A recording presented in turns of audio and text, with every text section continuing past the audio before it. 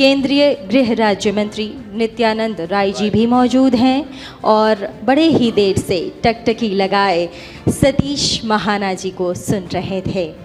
और एक बार फिर से हम चाहेंगे कि कैसे अभिवादन हो रहा है इस पूरे कॉन्क्लेव में तमाम बड़े बड़े मेहमानों का, ये तमाम दर्शकों तक तस्वीरें जाएं। स्वागत करें जोरदार केंद्रीय गृह राज्य मंत्री नित्यानंद राय मंच पर आए और साथ ही हमारे साथ doctor Balbir Singh Tomar, chairperson news India Pankaj ji और साथ ही managing director Diksha Sharma.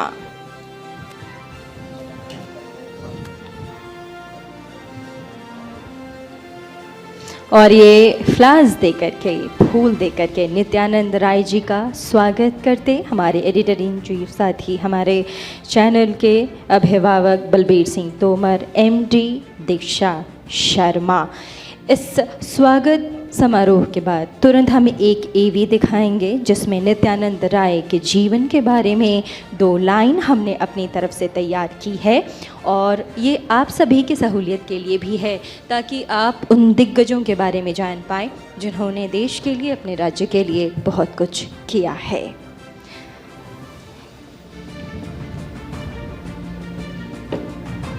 Kindly play एवी।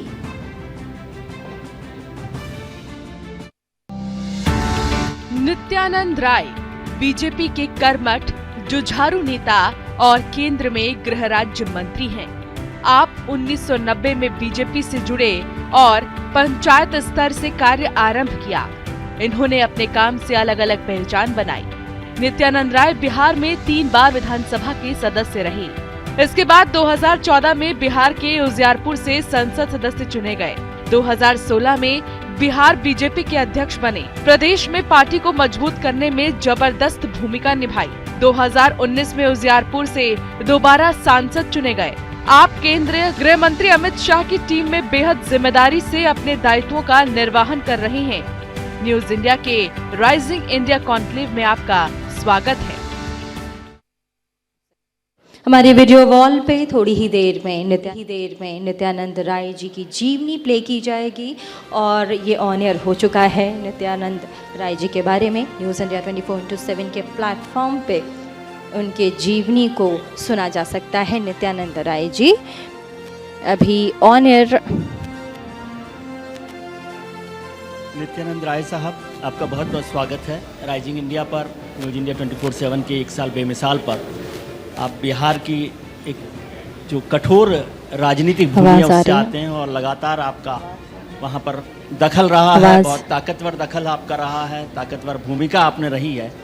और मौजूदा मोदी सरकार में, नरेंद्र मोदी सरकार में आप गृह राज्य मंत्री हैं। एक ताकतवर प्रधानमंत्री और एक ताकतवर होम मिनिस्टर, उनके साथ काम करना किस तरह से आसान होता है और किस तरह से मुश्किल होता है? सबसे पहले मैं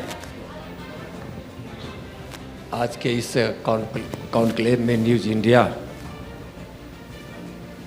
27 के इस वर्षगांठ के शुभ अवसर पर मैं बधाई देता हूं और ईश्वर से प्रार्थना करता हूं कि आप अपने उद्देश्य में सफलता प्राप्त करें और जो अभी तक आप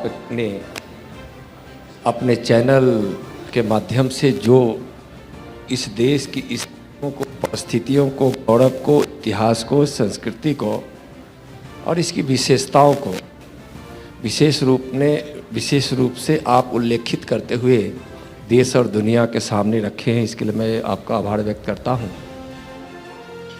और जहां तक आप बताएं कि आप देश के ताकतवर प्रधानमंत्री और ताकतवर गृह मंत्री जी के साथ काम करते हैं तो कैसा लगता है। मैं बता दूं कि आज हमारे आदरणीय प्रधानमंत्री माननीय नरेंद्र मोदी जी देश के ही नहीं दुनिया के ताकतवर नेता हैं और दुनिया के सबसे ज़्यादा लोकप्रिय नेता है, सबसे ज़्यादा प्रभावी नेता है, जिसने दुनिया भर में एक प्रधानमंत्री के रूप में और इस देश की विश्वसनीयता को हिमालय की तरह खड़ा किया है।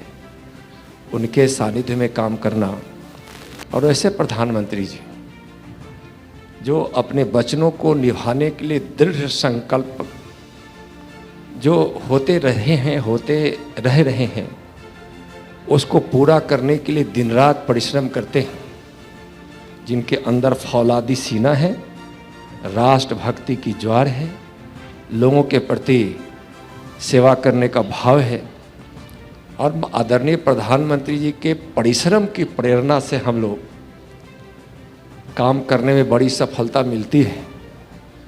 और खुद उनके वाक्यों से तो मिलता ही है, लेकिन उनके व्यवहारों से और उनके कार्य पद्धतियों से जो हम लोगों को प्रेरणा और ऊर्जा मिलती है माननीय प्रधानमंत्री जी के, तो ऐसे दोनों लोगों के सानिध्य में काम करने का माननीय प्रधानमंत्री जी के प्रेरणा में और माननीय गृह मंत्री जी के सानिध्य में काम करने का मुझको जो अवसर मिला है, मैं समझता हूं कि मैं बड़ा भाग्यशाली व्यक्ति हूं, और इससे मेरे लिए इस जीवन की दूसरी कोई खुशी नहीं हो सकती है, दूसरा अच्छा इससे ज़्यादा कोई अवसर नहीं हो सकता है। और मुझको बहुत अच्छा लगता है माननीय प्रधानमंत्री जी के नेतृत्व प्रेरणा में और माननीय गृह मंत्री जी के सानिध्य में काम करने में।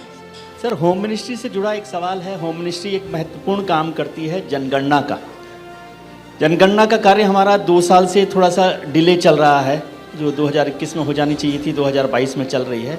तो कुछ लोगों का मानना था कि आप जनगणना के साथ जातीय जनगणना भी कराएं, ऐसी मांग लगातार देश में चल रही है। क्या भारत सरकार इस बारे में कुछ सोच रही है? देखिए, जनगणना में विलंब होने का कारण है कोविड जी, और जनगणना के संबंध में जो अपने संविधान में जो उल्लेख किया गया है, और उस संविधान के रूल्स के हिसाब से जिस प्रकार से भारत की जनगणना होती रही है, उसका मैं भारत के सदन में बहुत स्पष्ट रूप से कह चुका हूं, और वह पोर्टल पर मौजूद है। धन्यवाद। सर, बिहार से जुड़ा एक और सवाल है कि बिहार में अभी एक और नए प्रधानमंत्री को इच्छा प्रधानमंत्री की रखते हैं, उनका उदय हो रहा है। किस तरह से देख रहे हैं? आपके मित्र भी हैं। लगता है कि हम किसी चीज़ को इतना महत्व ना दे तो ठीक है। ऐसे भारत के किसी भी नागरिक को अधिकार है कि प्रधानमंत्री बनने के लिए सोच सकते हैं, लेकिन आप जिनके विषय में कह रहे हैं उनका ग्राफ कितना गिर चुका है शायद आप भी जानते हैं। और देश के गरीबों ने माननीय नरेंद्र मोदी जी को अपना मसीहा मान चुका है। इस देश के गरीब सोचते थे कि हमारे भी जीवन में कोई मेरा मसीहा आएगा, हमारे ज़िंदगी में खुशियाँ लाएगा, हमारे बच्चे पढ़ेंगे, मेरे पास सुंदर सा घर होगा, घर में बिजली होगी, हमारे घर में मेरा अपना इज्जत घर होगा, यानी शौचालय होगा, हमारे घर में गैस कनेक्शन होगा, अगर हमारे घर में कोई बीमार पड़ जाए तो उसके इलाज के लिए अच्छी सुविधा मिलेगी। आप एक तरफ से उठाकर देखिए, गरीबों की जीवन में खुशियाँ लाने के लिए प्रधानमंत्री जी ने अनेकों काम किया है। यह देश आत्मनिर्भर बनकर सबको रोजगार के अवसर मिले, इसलिए उत्पादन की ओर कितना बढ़ावा मिल रहा है। आज सहजता से किसी को ऋण मिल जाए और रोजगार प्राप्त कर, कितने कानूनों को हटाकर और कितनी सरलता के साथ इस व्यवस्था खड़ी की गई। आज इस देश का इंफ्रास्ट्रक्चर कहाँ पहुँच रहा है। आज देश की शिक्षा पद्धति में बदलाव कर लोगों के जीवन में संस्कार, व्यवहारिक और उद्यमता की शिक्षा भी उसको मिले, और वह कोई भी नौजवान जब हनुमान कूद के साथ जब अपने जीवन की उस यथार्थ की धरातल पर जब अपना पाँव थमाने जाए तो पाँव उसका डगमगाए नहीं। इसलिए संपूर्ण शिक्षा के साथ जीवन में वह प्रवेश करे, हर मोड़ पर सफल हो, इसके लिए प्रधानमंत्री जी ने इतनी अच्छी व्यवस्था की है, नई शिक्षा नीति लाई है।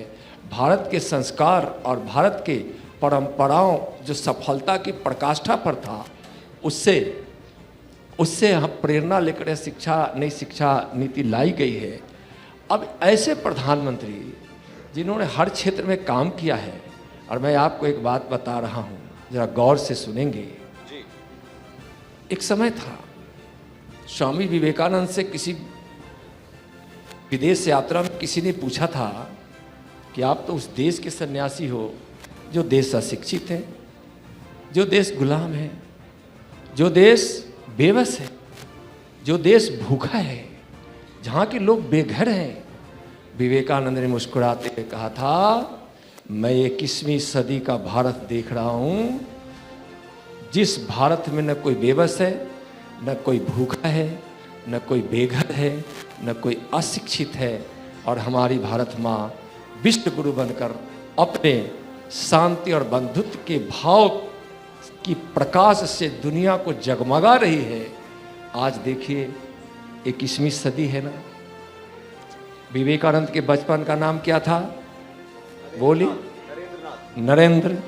विवेकानंद जी के बचपन का नाम था नरेंद्र। मैं आपसे पूछ रहा हूँ, विवेकानंद जी के बचपन का नाम नरेंद्र, और आज के दुनिया के सबसे लोकप्रिय नेता, भारत के यशस्वी प्रधानमंत्री का नाम क्या है?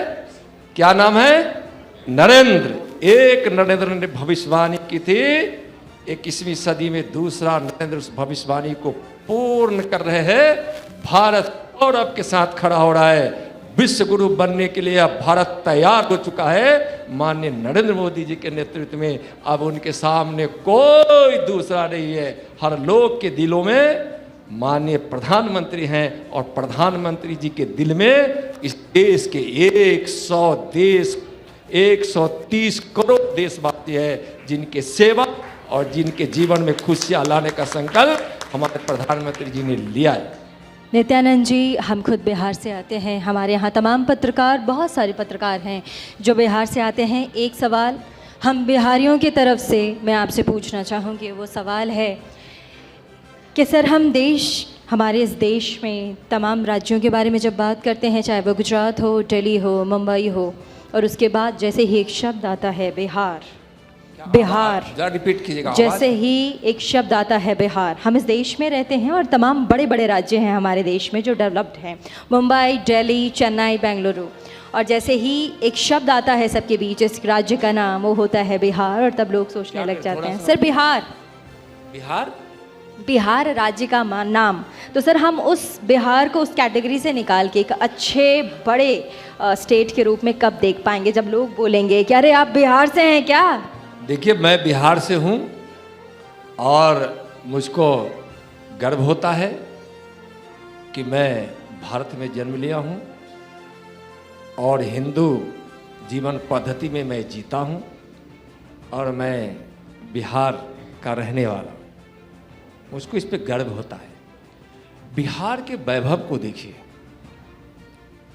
अखंड भारत बनाने वाला बिहार के सम्राट चंद्रगुप्त मौर्य, दुनिया का सबसे पुराना बड़ा और ज्ञान का केंद्र नालंदा विश्वविद्यालय, चाणक्य की नीति, जो राज्य राष्ट्र की नीति से लेकर अर्थ नीति और सामाजिक व्यवस्थाओं के लिए जिन्होंने सबसे अच्छी नीति दी हो, जिस बिहार की मिट्टी पर बुद्ध को ज्ञान हुआ था,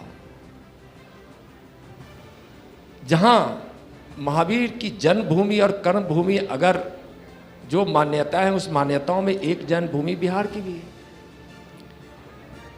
वही एक बिहार की भूमि है जहां सप्त ऋषि, जिन ऋषियों से भारत की और भारत की कुल परंपराओं की जहां से उत्पत्ति होकर हम आज यहां तक पहुंचे हैं, उनका समागम स्थल भी वही है। इतिहास से लेकर सारी चीजों से, जब यह देश में लोकतंत्र की हत्या हो रही थी, तो उस कांग्रेस की निरंकुश सरकार सत्ता के खिलाफ आंदोलन का सूत्रपात बिहार से हुआ, और बिहार के लोक नायक जयप्रकाश ने जिनका नेतृत्व किया और एक इतिहास बना, वह है बिहार। बिहार की मिट्टी इतनी मजबूत है कि इस देश के कृषि विश्वविद्यालय जब प्रारंभ किए गए थे, तो पूसा का कृषि विश्वविद्यालय समस्तीपुर जिला का, जहाँ से मैं सांसद हूँ, उसी जिला से, जहाँ की मिट्टी विभिन्न प्रकार की खेती से उपज देती है, जहाँ राजनीतिक परिपक्वता की, वहाँ जहाँ प्रचलन रहा है, लेकिन दुर्भाग्य है उस बिहार का कि उस वैभवशाली बिहार को शासन व्यवस्थाओं ने इस प्रकार से तोड़ मोड़ कर रख दिया कि बिहार के वैभव धूमिल होने लगा। बिहार से पलायन शुरू हुआ। बिहार में उद्योग धंधे नहीं लगे। बिहार में कानून की व्यवस्था चौपट हमेशा होती रही, थोड़े दिन के लिए अच्छी बनी भी तो लगातार। और यही बिहार के लोग, मैं तो पूरे देश घूमता हूँ, जहाँ के मेरिट और क्षमता के आधार पर, ज्ञान के आधार पर दुनिया के हर राज्यों के शासन में जहाँ बिहार के मेधावी लोग जहाँ शासन तंत्र को मजबूत कर, जहाँ व्यवस्थाओं को खड़ी करने में सबसे ज़्यादा जिनका योगदान रहता है, वहाँ बिहार बदनाम है। तो विश्वास मैं दिलाता हूँ कि जिस प्रकार से माननीय प्रधानमंत्री नरेंद्र मोदी जी के लिए इस देश के कोने का हर कण पवित्र है और उसको वैभव और उसको विकसित करने का संकल्प उन्होंने लिया है। माननीय प्रधानमंत्री जी की नीति के अनुसार और उनके भगीरथ प्रयास से जो विकास की गंगा बह रही है उससे, और देश के खोए हुए वैभव को, देश के वैसे महापुरुषों को, जो महापुरुषों को अभी तक इतिहास ने सम्मान नहीं दिया। और मैं तो आपको आभार व्यक्त करना चाहता हूँ, आपके आज़ादी के अमृत महोत्सव को जिस प्रकार से आपने आयोजित किया है और उसमें वैसे महापुरुषों को आपने खोजा, उसके लिए मैं आपको आभार व्यक्त कर रहा हूँ। माननीय प्रधानमंत्री जी ने आज़ादी के बाद से और आज़ादी के पहले भी देश जिन्होंने अपना सर्वस्व बलिदान दिया है, उन बलिदानियों को और ऐसे समाज सेवियों को जिनके योगदान से समाज को बहुत कुछ मिला है, वैसे खोए हुए लोगों को निकालकर हिंदुस्तान के गांव-गांव में वैभव को खड़ा करने का उन्होंने जो संकल्प लिया है, बिहार का विकास भी होगा। बिहार अपने अतीत के वैभव को प्राप्त करेगा और आत्मनिर्भर भारत और विश्व गुरु बनने के भारत का जो अभियान है माननीय प्रधानमंत्री जी के नेतृत्व में, बिहार उसमें बड़ा योगदान करेगा। बहुत बहुत धन्यवाद। बहुत बहुत शुक्रिया केंद्रीय राज्य मंत्री नित्यानंद राय।